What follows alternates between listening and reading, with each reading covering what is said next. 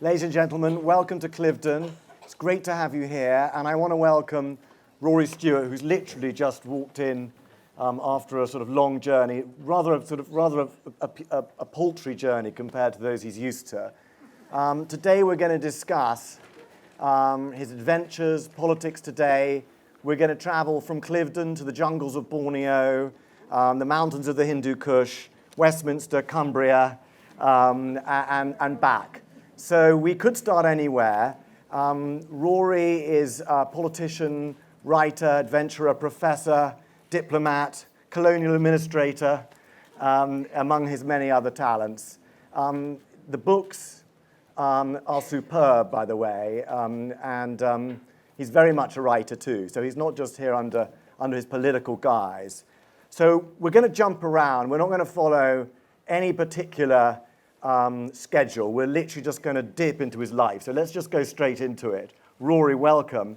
In British public life today, what part do you think the word surrender has?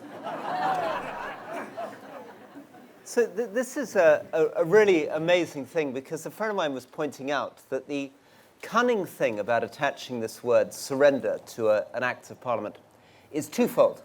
The first is none of us can quite work out what the surrender bill is. So it's clearly something we voted for. We think it's the European Union Act subschedule 2B or something of the sort. But since none of us was at the time aware that we were surrendering, we're still trying to work out whether it was that or whether it was our decision to try to oppose the prorogation of Parliament. The second thing, though, which is particularly cunning, is that if you produce something like that, then you get all my colleagues to go out and say, it's not a surrender bill. And the more they say it's not a surrender bill, the more everyone's like, surrender bill, surrender bill, surrender bill, surrender bill. I was suggesting this was a technique developed by Donald Trump, but then somebody pointed out last night it's actually a technique from about 1933 that's being redeployed quite a lot. Well, that brought me on to the next question, because I was going to say, the word surrender is used by one side, and the other side used the word dictatorship and coup d'etat in public life. Is that any more appropriate to the situation? No, I mean, the whole thing is horrible.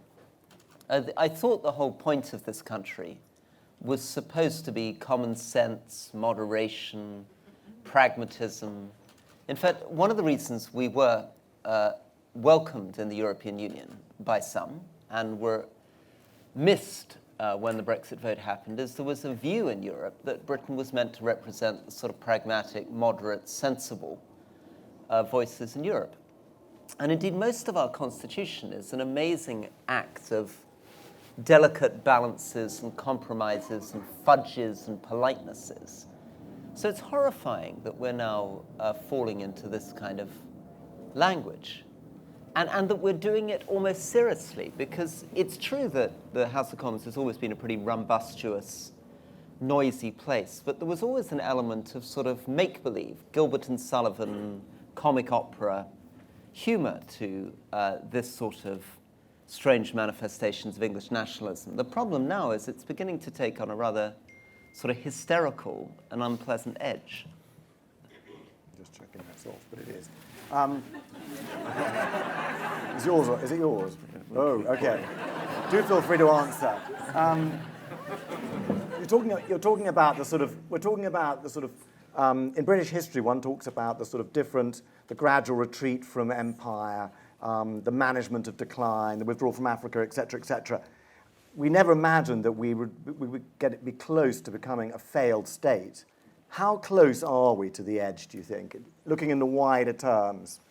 So I think we're nowhere close to being a real failed state. I mean, we're nowhere close to being a country like Afghanistan, of course. But what we are is, very sadly, in real danger of smashing our constitution. And this constitution was always a slightly improbable setup. These funny things like, obviously during the wars of religion in the 1500s, so Catholic against Puritan, nobody would have imagined we would still have bishops sitting in Parliament today. Nobody during the Civil War in the 17th century would have imagined that we would have continued with this funny thing called a constitutional monarchy. And these are, or that we would have this funny relationship between a Lord Chancellor and a Supreme Court. So these things have evolved in very interesting, intricate ways. But what's happening very rapidly over the last 2.5 years is you feel somebody's taking a chisel to the Constitution and hammering very hard at things which really were based on unwritten rules, were based on consensus, were based on a sense that people knew how to behave, that a Prime Minister wouldn't try to purge 21 members of Parliament, that the Speaker wouldn't allow Parliament to try to take control of the order paper, that the Crown wouldn't try to prorogue Parliament for 5 weeks to prevent it debating the biggest issue of the day. And actually, to add to that, that the Supreme Court probably wouldn't think that it was justiciable to get involved in the actions of Parliament. So on both sides, this isn't just Boris misbehaving, although a lot of it is Boris misbehaving. But the more that he misbehaves, the more that other people start playing constitutional games to take him on. So that, to be honest, the kind of things that we did to block Boris were also involved the Speaker breaking constitutional precedent. So all of this is putting huge pressure on our system, and I think it's extremely uncomfortable, really, really uncomfortable. And the most uncomfortable thing is the sense that we thought we were different. We thought that, when people tried to say Brexit was like Donald Trump, I used to say rather smugly to American friends, well, I don't think Theresa May is very much like Donald Trump, is she? Right? And I would sort of explain that my constituents who voted for Brexit were frequently, dignified, independent Cumbrian sheep farmers who didn't seem to have any of the. So what do you say now? Well, and now it feels very different. I mean, I was in the constituency yesterday, and as you can imagine, I had very, very angry people coming up to me saying, you must show loyalty to the leader. And when I said, but I didn't think that Boris had shown much loyalty to Theresa May, I was told that Theresa May was a traitor and that didn't matter. There's a sense of a sort of real hysteria, which I had never thought to see. I thought that we were a rather more moderate country. And to annoy the half of the audience I haven't already annoyed, let me now annoy the people on the Remainer side of this. It's also true, I think, that this idea that's now popped up that we can simply ignore the referendum entirely and just revoke and remain in the European Union is equally loopy and crazy. I think the whole country has gone from what I thought was a sort of bell jar where all the votes were in the middle to a sort of U-shape where I feel I'm sitting in the middle and all the votes are on the two extremes. And I think it's really worrying that nobody wants to compromise. Nobody wants to compromise. What was it like being purged, by the way? I mean, and how did it exactly happen? Was it a phone call? Was it a tweet? Was it a WhatsApp message? Who purged you? So the weird thing about the purging is that I had told the Prime Minister that I wouldn't. I mean, obviously, I was against the no-deal Brexit. I ran a whole leadership campaign saying I believed in a moderate compromise, a pragmatic Brexit, but I thought a no-deal Brexit was a step too far. So I went to see him a day before he took over and said, look, I'm going to resign from the cabinet because I don't think it makes sense for me to remain in government if I oppose a no-deal Brexit. And he seemed to accept that and say, well, that's fine, and then you can maybe come back into the cabinet afterwards. At no stage did he say, no, if you go against the no-deal Brexit, you're not only leaving the cabinet, you're leaving Parliament, I'm taking your constituency, and you're being purged out of the party. Then as it came closer to the date of the vote, we began to read in the newspapers that we were going to be purged, but none of the whips said this. There were no calls from Number 10. There was no evidence of this at all. The first time that somebody actually said that if you vote to prevent a no-deal Brexit, you're going to be thrown out of the Conservative Party was 35 minutes before the vote, and it came in the form of a text. From whom? From a junior whip. And then the moment at which I was told that it had actually happened was I was on stage at the GQ Awards I was receiving the award for Politician of the Year. And And my phone buzzed, and I looked down, and it was this little message from the chief whip telling me that at the moment I'd been made politician of the year, I was ceasing to be a politician at all. So which brings me to my next question. I mean, there are two parts of it. One is, are you going to stay in politics? But the second part of it is like, if this administration falls, you could be prime minister by Christmas. What exactly would you do now? What would I do as prime minister? What would I do as prime minister? Right now. Okay, as prime minister, I would begin absolutely with a whole statement that this is about reunifying the country, that the whole thing has to be about getting out of this division. I would probably at this stage do something that would really annoy everybody, but in my vision of myself as prime minister, I would have the authority to do this, which is that I would hold something called a citizens' assembly, which is what they did in Ireland over the issue of abortion. So this involves selecting 300 people in the way that you select a jury, but actually more scientifically. So you collect randomly 20,000 names from across the country. You then filter them to make them representative of the different parts of the country and of different views. So you'd have 52% Brexit voters, 48% Remain voters. And you would then effectively lock them in a room for 5 weeks, and they would take evidence, formal evidence, on the issues around Brexit, and they would do it in public. It would be televised, so that actually the public would be educated, the MPs would be educated, along with the Citizens' Assembly as they went through it. I did a small one of these in London during the leadership campaign, and it is amazing. As you can imagine, you can put people in a room who violently disagree, but relatively quickly, as they get to know each other and they're hearing the same evidence, it's remarkable how bits of compromise and consensus begin to emerge. And that's what they found in Ireland over abortion. I mean, abortion was the definitional issue where people felt that nobody would ever, ever, ever be able to agree. But what happens is that you move the conversation from the blunt yes or no into the details. So on abortion, quite quickly the conversation became, what happens if a woman is raped? What sort of obligations do we have in terms of the number of weeks? People were being educated on the medical developments. In relation to Brexit, people would learn things that nobody knows. I mean, in this room, I suspect there are very, very, very few people who would agree to appear on the stage and me to quiz you for 10 minutes on the detail of the withdrawal agreement, right? In fact, I'd make it even more blunt. I think there are very, very few people, even in this audience, who would have a really close understanding of the details of what a customs union really is, or how the single market actually operated. So I think doing that on Brexit is important, but the Brexit thing is just a symbol for a much bigger thing, which is a project to try to bring the country together, and that involves sorting out adult social care, which needs to be cross-party, is a total disgrace. The fact that old people in my constituency are seen for only 15 minutes by a carer, the fact that we set up the NHS and never worked out how to deal with the frail elderly, that there have been green papers, white papers, but no political party has ever been able to get behind sorting it. But if I can just interrupt, what if this assembly decided on something and A, it wasn't accepted by the rest of the country, or B, even worse, it undermined Parliament and became a new kind of revolutionary convention assembly, as has happened, as you know, many times in history. You would then lose control of your creature, like Dr. Frankenstein. What would you do then? So this is him as a Russian historian. I'd forgotten that Simon, of course, is very good on the purging of the Mensheviks, which is what I feel like about. Absolutely.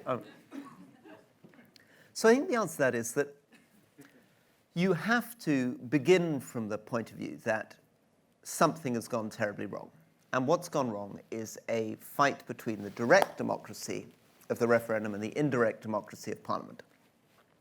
And really, actually, our constitutional system was based on this representative democracy in Parliament. That's really what the Constitution's about.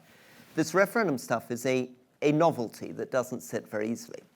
So the idea of the Citizens' Assembly is to try to bridge those two things. So these citizens would be representative of the people in the sense they're randomly selected, but they would function some of the deliberative function of Parliament.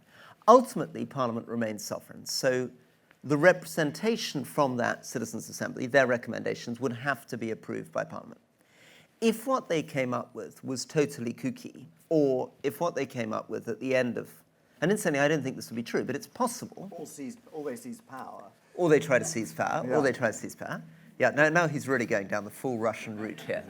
I don't think they're going to seize power. I think it's possible that they could come back without any conclusion. They could come back at the end of, with 52% of them still in favor of no deal and 48% in favor of Remain, and we would have got nowhere.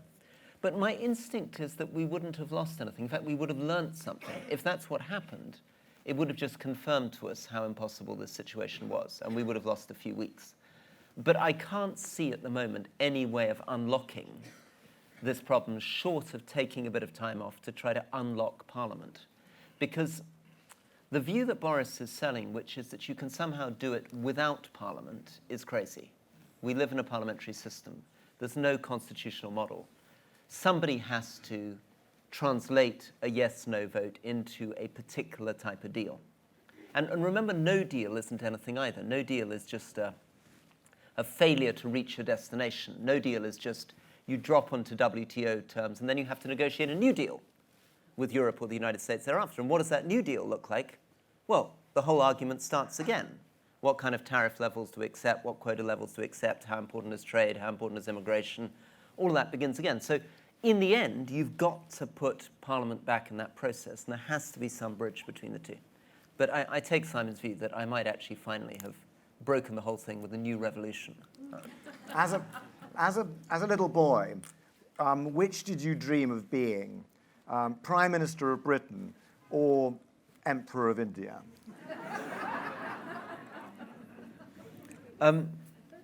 Probably closer to the second. I, as a little boy, loved Alexander the Great. I loved the idea of, I loved the charm, the elegance, the bravery. My favorite moment is a moment where he finds himself on the edge of Persia. He's completely outnumbered. The situation is insane. The king of Persia, the Shah, has got his armies set up outside Babylon. He's prepared a battlefield which looks like a golf course. He's sort of trimmed it to the ultimate degree. He's got 1 million men lined up. Wherever Alexander, who's got about 25,000, attacks him, he can sort of enfold him and wipe him out. And the king of Persia sends this wonderful note to Alexander. And he opens it, and it basically says, look, if you agree to call it quits, I will give you half my kingdom, and I will give you my daughter in marriage. And Alexander's great general, who's called Parmenion, who's like the sort of Linton Crosby of the Alexander setup, right? He's this kind of tough 50-year-old man who's seen it all before and knows how these campaigns are run, reads the letter and says, if I was Alexander, I would accept. And Alexander, who's then, I think, 24, says, if I was Parmenion, so would I, and then marches straight off to Babylon. But he did execute Parmenion later, didn't he? Yeah, that's your true. hero. Yeah. But your childhood was really dominated and guided by your wonderful late father, who had his own fascinating career as governor, as deputy head of MI6. Tell me a typical day and his eccentric but absolutely inspiring way that he trained you really for greatness. Is there any way to describe it? My clearest memories of him are when we were living in Kuala Lumpur, Malaysia, from when I was sort of 6 to 8. Before that, we lived in London, and in London, we would wake up at 6 in the morning and he would take me fencing in Hyde Park. That was when I was sort of 4 or 5. By the time I was 6, what would happen is I would get out of bed just before 6 in the morning, come downstairs and creep into my parents' bedroom and poke my father on his side of the bed, and then he'd creep out, leaving my mother asleep. And we would go to Taman Negara, which is the national park of Malaysia, which is just outside Kuala Lumpur. And we would take bacon and egg sandwiches, and he would build a raft with me. We'd build it out of bamboo, or we'd build it out of rubber rings, and then we would float down the river together. And then when we got back, he was very interested. He'd have these sort of quirky ideas. So sometimes he'd be trying to teach me ancient Greek. He was very, very interested in teaching me proofs of the existence of God. This was very, very important to me. Go through different proofs of the existence of God. And then he would teach me Gilbert and Sullivan songs. He was completely obsessed with the Pirates of Penzance, which he would sing to me. And then loved German music. Loved German music, loved Schubert Lieder, absolutely loved Schubert Lieder. So he'd been badly wounded during the war, had this huge chunk out of his thigh, which I'd see when he was singing to me in the shower or when we went swimming together. But he did love German music, and in fact, his brother was killed in the war. But the letters that I read that they were exchanging with each other, when his brother was wounded in Alamein, was fighting his way across North Africa and finally killed in Sicily, were all about German music. And about lying in a hospital in Jerusalem, listening to the radio and listening to an amazing recording of some symphony from Berlin. The other thing my father absolutely was obsessed with is he had a friend who'd been with him.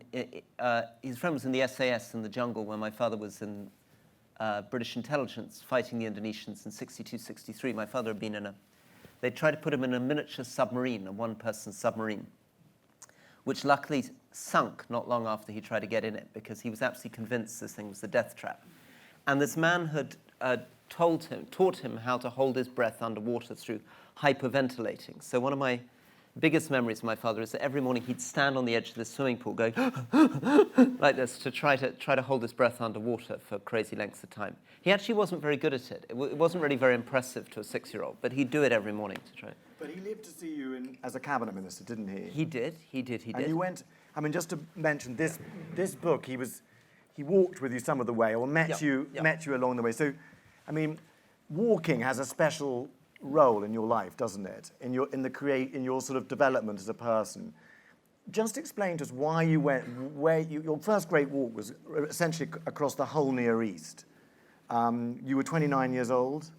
What was the point of it, and how did it change you? And where were you going? So I'd been by that stage very briefly in the army, and then I was in the Foreign Office in Indonesia, and then in Montenegro after the Kosovo War. And I had long thought that what I wanted to do was walk all the way around the world. So my idea was to start in Turkey, and then walk across Asia to Vietnam, and then walk across some part of Latin America, and then across Europe and back to Turkey again. So I took 2 years' leave of absence from the Foreign Office, which was cutting it a bit fine. It's probably about a 4-year walk, if you calculated it. Started off from Turkey, walked across Iran, then found I couldn't walk across Afghanistan, so walked across Pakistan, walked across India, walked across Nepal to the edge of Bangladesh. Then 9/11 happened, and I was able to go back to Afghanistan and walk from the west of Afghanistan, Herat, to the east in Kabul. What I thought I was doing, I kept producing different ideas on. I think there were probably 3 separate things. One of them is that with my father in Thailand when I was 15 or 16, I had suddenly realized that by walking into remote villages, I saw a side of the country that I could never see in cities. I became fascinated by small villages up in the Thai jungle, up in Chiang Mai. I think the second thing is I'd been reading a lot of Bruce Chatwin, and I was very interested in this idea that walking for very long distances was a form of meditation, and that I would be able to almost remember every footstep behind me. And I think that the third thing is that it was a sort of adventure.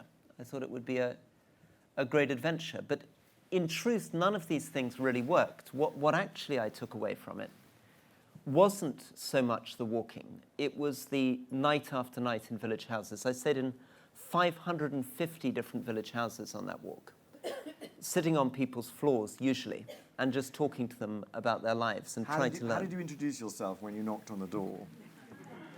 So in Afghanistan, if you turn up at someone's door and you're hoping to get a bed for the night and you've walked 20 miles from the previous village, you're relying on a very, very extreme form of politeness. So Afghan society is incredibly formally polite in a village.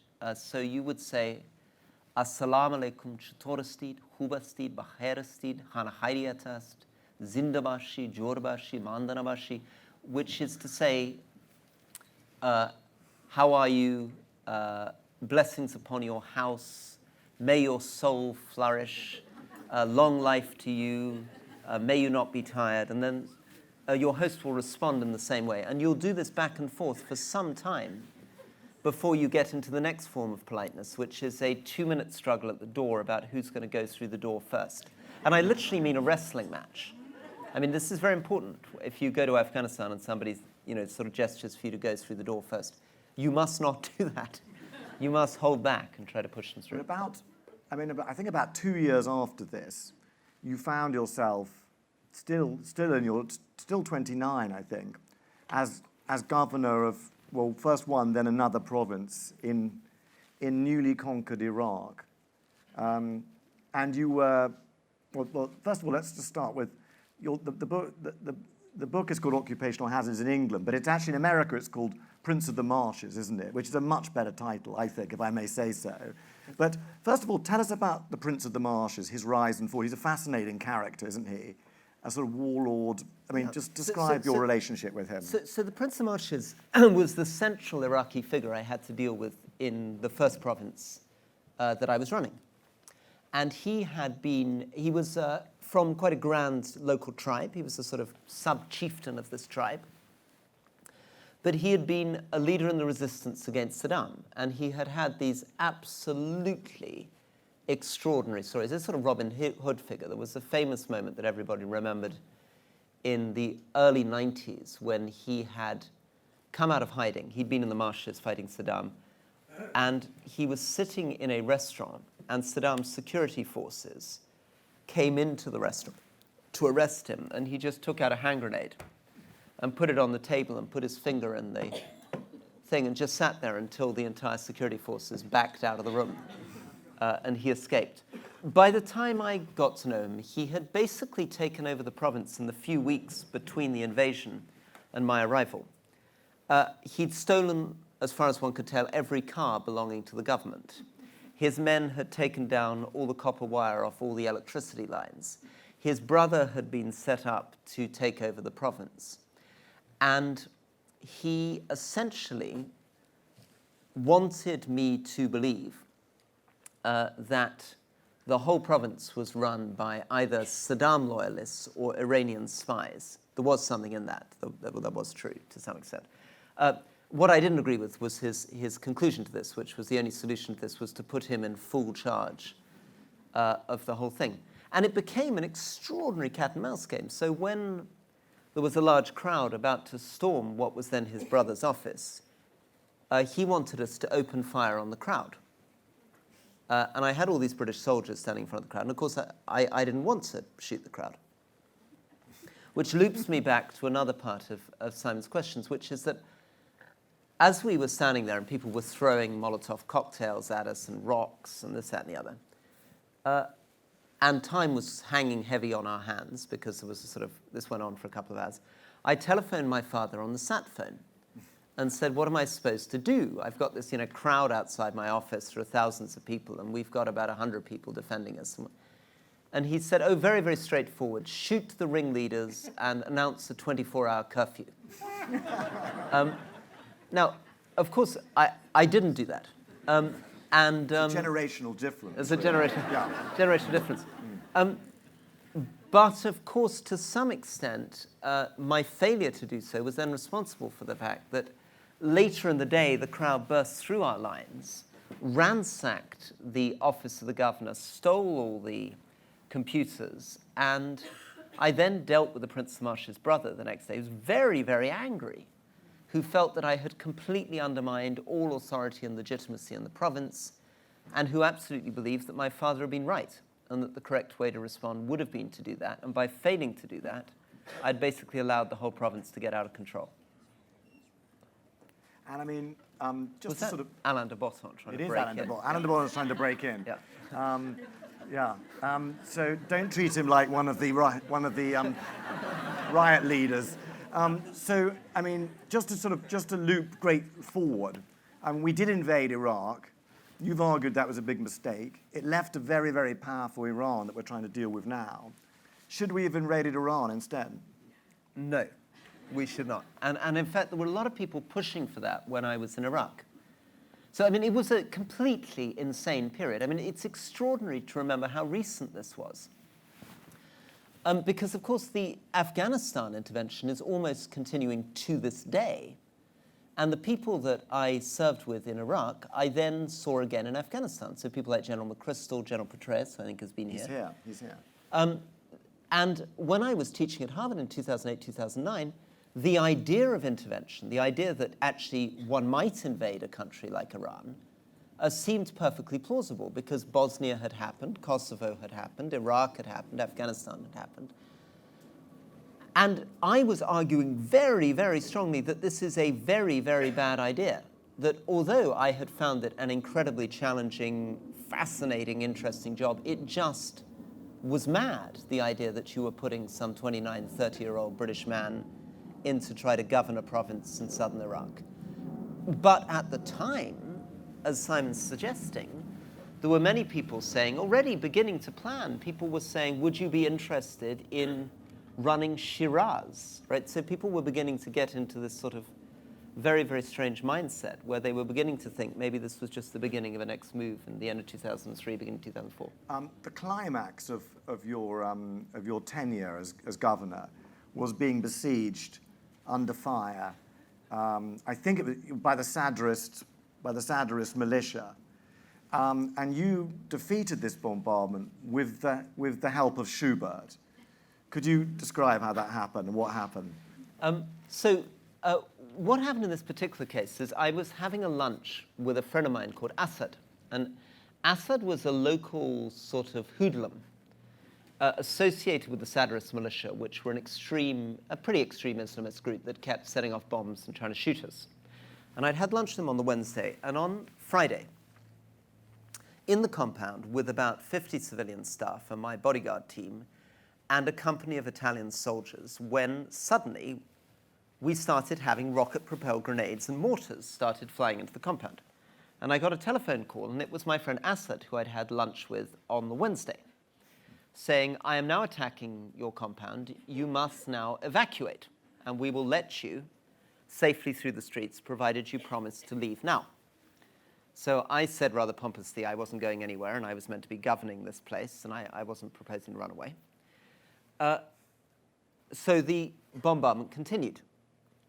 The second problem is that the Italian military had no intention of really doing anything at all. Now, this wasn't completely, as I seem to be implying, simply part of a national stereotype. It was partly the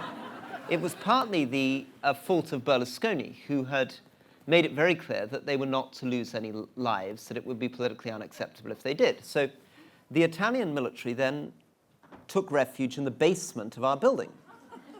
Right, so we had nobody to man the roofs. So I then had to put my rather small bodyguard team that consisted basically of ex-soldiers who were now security contractors onto the roof with the heavy machine guns. I then had to try to get out onto the roof with my satellite phone to try to call in air support from Baghdad. And I had been suggested by the head of my bodyguard team that I needed to call in something called an AC-130 Spectre gunship. Now, to be honest, I didn't really know what an AC-130 Spectre gunship was, but I was too embarrassed to admit I didn't know what an AC-130 Spectre gunship. So I kept saying very authoritatively, we must have an AC-130 Spectre gunship at once. I mean, this thing didn't appear for a couple of days. So by the Saturday, I was very worried because by now we'd lost all our supply. Our water had gone.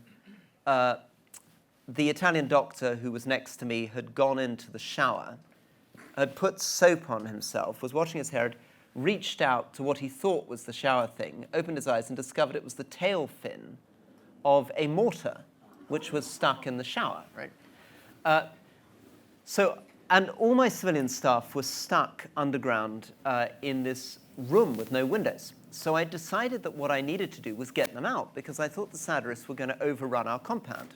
And I could not work out whether it was more dangerous for them to try to run the gauntlet through the streets or stay in this building. So in the end, I decided that the likelihood was we were going to get overrun because the Spectre gunship wasn't turning up and we were running out of ammunition. So I put all my civilian staff into 4 armored vehicles and drove them out the door, remaining in this compound with my bodyguard team. And no sooner had they gone, and these were, 24-year-old women working in international development. There was a 32-year-old African-American IT programmer, and these people who had literally nothing to do with the war at all. They go out of the front door, and immediately I hear the most incredible noise, and everybody is shooting at the side of these vehicles. And they just drive through this, and for them inside the vehicles, even worse. They can hear bang, bang, bang as this stuff is hitting the side of their vehicles. They make it somehow out to the Italian camp, 20 miles out in the desert.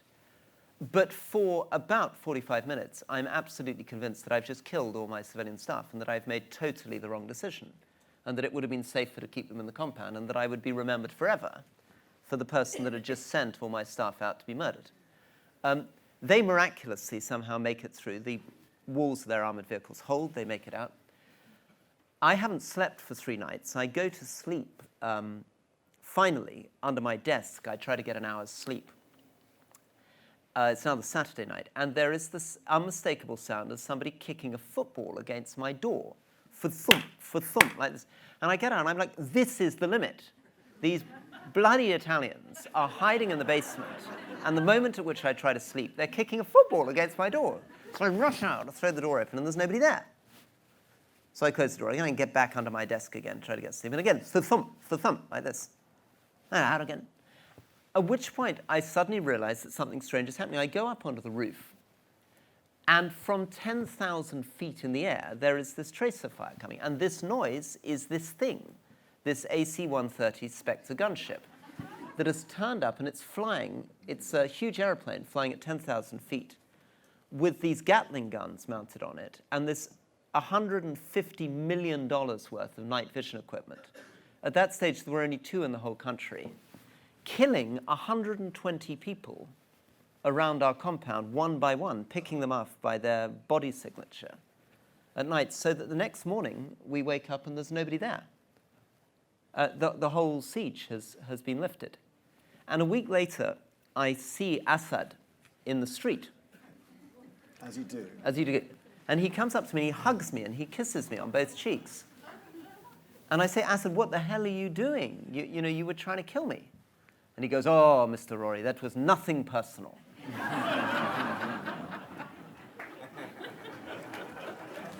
Brilliant. So you've known, or you've experienced the rule of quite a sort of handful of British prime ministers. Tony Blair, Gordon Brown, Theresa May, David Cameron, Boris Johnson. How do you rate them all? Can you compare them? Can you give me some sort of hierarchy of how you rate them? And how you got on with them personally, too. It's a funny one, that. It's a funny one, that. I actually, oddly, predictably, probably now I'm forced to answer that question, have grumbles about all of them. Gordon Brown, for example, I remember he got me in 2008, so before I became an MP, to brief him on Iraq. And I went in to see him, and I was very honored to go in and see this very distinguished man, to brief him on Iraq. And I sat down, and we had an hour together. And he lectured me for 57 minutes on the Treaty of Westphalia. And I sort of nodded like this, and then in the last 3 minutes, he said, thank you very much for coming. And I left thinking, what on earth was that? I thought I was going to be sort of giving my views on Iraq. David Cameron, I think that there is an issue. I suppose probably the truth of the matter is, having just been a bit rude about Gordon Brown, psychologically and sort of intuitively, I have more sympathy with the kind of Gordon Brown type. I'm sort of, the Theresa May type. I'm sort of more reassured by the slightly grim, introvert, serious types of prime ministers. I'm a bit put off by the kind of sort of more slick showman types. I felt deeply fond of Theresa May, actually. I mean, of all of the people I worked for, I didn't really know her. I served in her cabinet. I served in the National Security Council with her. She chaired those meetings with real dignity. And it was very difficult not to feel sympathy for her. I never felt that she was tricking me or being, yeah, I liked her. I really liked her. I mean, she doesn't, she's very shy, so she doesn't give a great deal back. But I absolutely got the point of Theresa May, so I think I'd probably give the big tick to her, yeah. Keep going. So I think the issue with Boris is a very interesting one. I mean, everybody said to me when I was running against him in the leadership, why are you being so brutal against him? So almost immediately I said, I'd never serve in his cabinet. I said this man is going to prorogue Parliament. I said that he's going to try to drive through a no-deal Brexit. And I had a lot of people saying, you're being very unfair, particularly Conservatives. They said, don't go blue on blue. Of course he isn't going to prorogue Parliament. Why are you suggesting he's going to prorogue Parliament? And he doesn't want a no-deal Brexit. He wants a deal. And the story was very strong that this is a very sort of liberal, progressive person. He'd been a liberal, progressive mayor of London, and he'll come in and he'll have a very big tent government, and he'll, he'll bring in Amber Rudd as his foreign secretary, and he'll, it'll be a great broad church and all this sort of stuff. I never really saw that in him. And you can feel even now that there's a real tendency to say, oh, it's not Boris, it's Dominic Cummings. Now, this is something that I want to defer to Simon on, because this is, of course, presumably very, very common in Russian history to say, well, the great leader doesn't really know what's going on. It's these people underneath. Go on, give us a minute on this. There's Rasputin, there's Potemkin, there's Prince Menshikov. Right. Good point. To continue. It's very, very, it's very, very common. If only I could get to the dear leader. He would understand. He's a very gentle, lovely person, but unfortunately, he's very badly advised, and there are these favorites and people under him. I don't buy this at all, right? The leader has appointed these people, empowered these people, given them their head, got behind their strategy. You can't say, no, I'm this frightfully nice liberal person, when your chief of staff is driving through a strategy which I think is full Trumpian. I really don't believe, I'm afraid, that the Prime Minister is really trying to get a deal. If he were trying to get a deal, he would be in Brussels. He's not in Brussels. He's wandering around hospitals. He's on a general election campaign. There aren't detailed proposals being presented to Brussels. If he were trying to get a deal, he would be being nice to the Labour Party because he needs some of their votes. He needs at least 30 of their votes to try to get a deal through the House of Commons. Instead of which, he's attacking the Labour Party all the time, winding up, actually, in Parliament, the very people that he needs to vote for the deal. So I think what they're trying to do is wrench the party round to a Trumpian coalition, go for votes in Sunderland, Hartlepool, Bishop Auckland, the northeast, from traditional Labour heartland votes, abandon Scotland, abandon London, abandon the southwest, and create a whole new Conservative Party. And let me, I'm talking a great deal, but let me just sort of illustrate that a little bit. If you look at the 21 of us who have been purged, there are probably 4 things which make us part of traditions of the Conservative Party, which are probably now being lost forever. Right? One obvious point is that we tend to be more sympathetic to a close relationship to Europe, obviously, right? The second thing, though, is that we are generally fiscal conservatives. So of the people that he's got rid of, they include the only 2 surviving Tory chancellors of the Exchequer who are still in Parliament, and a very long-serving Chief Secretary of Treasury. We're the people that signed up during the leadership campaign to fiscal prudence, not promising to spend money that you don't have. A pledge that Boris didn't sign up to, and he is, of course, now spending an enormous amount of money. Third thing is that we are much more socially liberal than the core of the Conservative Party. So amongst the people that have been thrown out, we're basically the centrists. Right? There are international development secretaries who had a very liberal attitude towards foreign aid. There are people who, justice secretaries, Lord Chancellors, who wanted to cut the prison population, abolish prison sentences under 6 months. All of that is gone. And the final thing, oddly, that he's got rid of is the sort of Tory part of the Tory party. So people like Richard Benyon, people like, obviously, Nicholas Soames, Nick Hurd, who's just resigned. All those people are people whose parents, grandparents, great-grandparents have been Tory MPs, right? They're directly descended. I mean, obviously, in Nicholas Soames's case, he's Winston Churchill's grandson. But they are Tories in a very, very strong hereditary sense. I mean, what revolts them about what's happening isn't actually individual policy, it's the tone of the whole thing.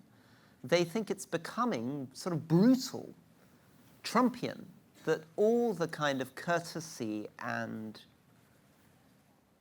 honor of the thing is going, that it's becoming reckless. And I suppose, I mean, I don't want to ventriloquize, but I suspect if you're Richard Benyon or Nicholas Soames or Nick Hurd, they just don't recognize the party that they felt that they were part of, yeah. So just before, that sounds very depressing. Just before we open to questions, I'm sure lots of people will ask them, a sort of three-part question that I want you to answer as short as you can, so that we can. But it's absolutely a massive question. I mean, the first part is, can the Johnson-Cummings plan work? Two, if it doesn't, if they go out without a deal, would you serve once they've left as a foreign secretary in a Johnson government, a wider Johnson government, if you were all brought back into the party? And thirdly, if we all go to hell in a hay cart, would you come back as Prime Minister? Three parts. Three parts. Let me take them in reverse order. Obviously, I adore this country, really want to try to do all I can to, in a small way, make the country a better place. Genuinely would like to address a lot of the things which are very, very bad about this country, which could be improved. And that extends from addiction, knife crime, adult social care, right through to the fact I think we're useless at doing things like building train connections between Leeds and Manchester. I mean, there are umpteen things that could be made much, much better. This doesn't need to be an extremist ideological program, but it takes energy, it takes doing things quickly and effectively. So obviously, I would be immensely honored to get any opportunity to be Prime Minister or anything, right? Question of whether I would serve in a Boris government, sadly, I think the answer now is no, because I think that I have seen too much. I can't do it. I think that being Foreign Secretary in a Boris government would actually be a deeply depressing, humiliating experience, and it would feel, not 100%, but it would feel a little bit like what it felt for General Mattis to be Defense Secretary in a Trump government. It doesn't work. I mean, these people who sign up for these jobs, you can understand why General Mattis did it. David Petraeus, who's here, I think also flirted with the idea of serving the Trump government. You can see why. You feel, I'm a public servant, I want to help. But actually, if the person at the top is pursuing a policy that you just cannot agree with, it's just a recipe for madness. The third question of whether, which was the first, can the strategy win, a Trumpian strategy win? Unfortunately, of course, yes, it can. It'll be very difficult. He'll lose 30 seats in London, the southwest, Scotland, so he'll have to make up 60 seats in Labour heartlands. There will be a problem convincing Labour voters to vote Tory. But if he actually reinvents himself as a full anti-establishment Trumpian figure, people will see him as Boris, not the Tory party, and it's quite possible that you will get quite a lot of people who will see him as a hand grenade that they're throwing at the establishment. And he may well be able to romp home. I've got people in my constituency who are absolutely going, I mean, they are so delighted by him. the way they read Wednesday, so I was completely horrified. I turned up, I saw the whole House of Commons screaming at each other, the Prime Minister screaming, everybody applauding. They didn't feel that at all. They felt, this is Boris showing it to them. They can see only harm on the other side. Things are becoming very tribal. So he might well pull it off. But it's not a coalition I'd like to see, because once you've pulled it off, you're then dependent on those voters as your base. You become the Brexit Party. Right, we're going to have some questions now. Before we just have we've got 10 minutes, and anyone can ask anything. Let's begin. But I just want to say, in case I forget afterwards, that these are Rory's books, and there are others, and he will be signing them in John Sando just across there. So do go and get them signed. This is a book festival, and we celebrate books, and these are wonderful books. Right, questions. This lady here, let's go.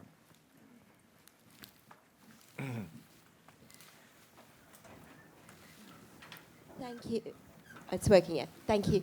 So I want to touch on something you spoke about in the beginning, about the increasing polarization. And some of the talks we've had this morning have discussed, the impact of social media. And like you, I'm sort of a moderate conservative. I worked actually in Republican politics. And even in 2014, you started to see that people would have these two dialogues that were totally disconnected. And neither was entirely right on their facts, but they were not. There was no crossover. So I just wonder how you actually bridge that divide, even with ideas like you put forward today, and whether we can really reverse the damage that will do to our institutions in the long term. So it's very, very difficult. It's true that largely, I think, as a consequence of social media, or social media is, I suppose, the tip of a whole iceberg that extends right the way through the internet in general. But essentially what has happened is the full development of something that we saw stages of in the Arab Spring, which is the ability now to mobilize a revolt of the public. And when I say a revolt, I mean these movements are negative. Right? They are about bashing down hierarchies, challenging orders, chucking a hand grenade. They are not movements that govern. Right? Government, of course, is about order, it's about control, it's about hierarchy, it's about plans. These are movements that are revolutionary, but they are shifting coalitions of revolutions, so you can't rely on them. And one moment they will organize around Brexit, the next moment they can recompose themselves around another issue.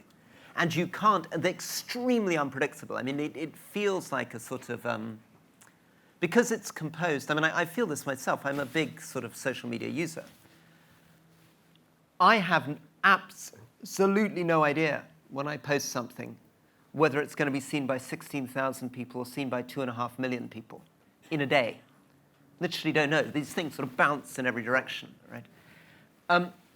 And if you were a political scientist, you would say that what I'm trying to do is completely mad, right? That trying to create a movement out of the center ground sounds as though it's doomed, because the story would be there is no center ground. You can't win in politics the center ground nowadays. People would say politics actually is all about building a 52% majority and smashing the other side. It's about these small increments, getting from the 48 to the 52 and then bang, right? I refuse to believe this, right? I refuse to believe this. I actually believe that it is perfectly viable to create a movement for the center ground, that you can be passionately moderate, that you can be a radical centrist, that you can use this device to make centrist arguments. You'd have to use a lot of the rhetoric and the techniques of the extremes, but you can make the movements for the center. And what I would be against is the extremes, right? I would mobilize the public against the extremes. I'd make them the enemy. I'd say that these guys represent a flight from reality, fairy stories, dangerous, incompetent nonsense. And I'd try to create a movement for what actually makes sense in our own lives, which is that generally in our houses, in our businesses, in our communities, we work together, we're realistic, we compromise, we don't pursue crazy ideas, right? I can't say to you all, I'm going to Mars, and then you all say, oh, that's brilliant, thank goodness we've got a leader who knows where he's going, right?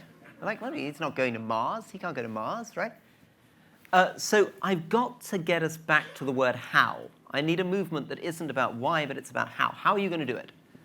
And I think it's possible, but there's a lot of political scientists betting big against me.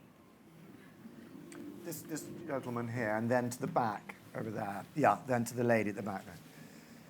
There is a suggestion in Westminster at the moment among opposition parties that the only way to stop a no-deal Brexit, which is obviously what you're all about, is to get rid of Boris Johnson and replace him with some sort of caretaker government in the meantime.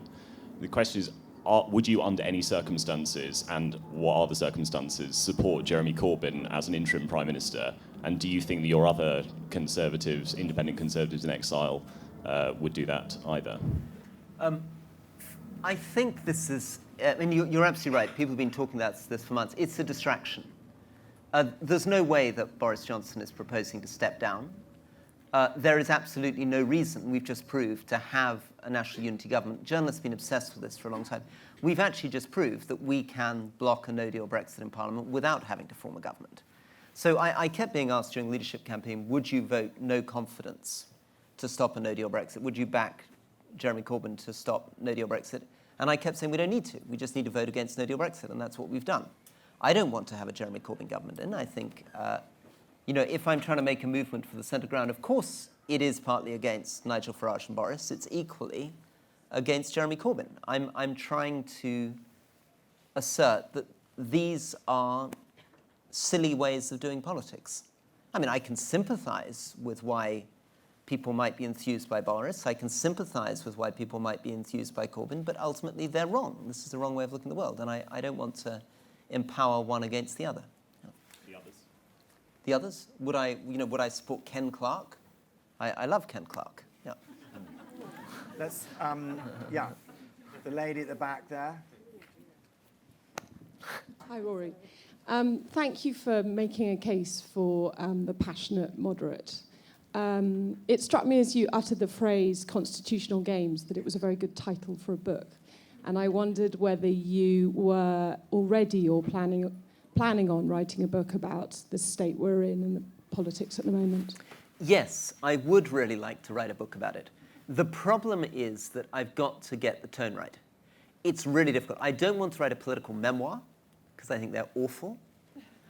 And I also have to overcome the fact that I am so angry with so much of the last 9 years of British politics that it wouldn't be a very amusing book to read at the moment. You don't want to read a book about me turning up in the House of Commons just being cross all the time, right?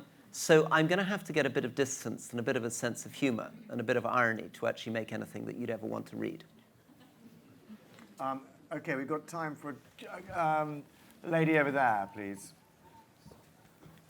And then we've got about two more after that. You and you over there. Yeah, okay.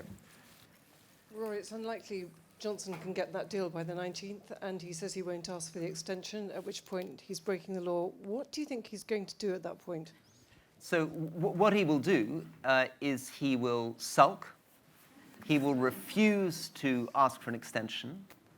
An extension will be forced through by Parliament against his wishes. He'll make it clear it's against his wishes. An ambassador or a cabinet secretary or somebody will facilitate the extension. He will then hold an election in November or December, and he will run on a People Against Parliament ticket. And when people say, you promised to leave by the 31st of October, he'll say, yes, but I did my best, and these monsters stopped me, and vote for me this time, and we will leave. And he will probably get away with it, much to my fury, because I actually was saying during the leadership campaign, why do you keep saying you're going to leave by the 31st of October? Obviously you can't leave by the 31st of October. There's no majority in Parliament for no deal. You're not going to get a new deal from Brussels.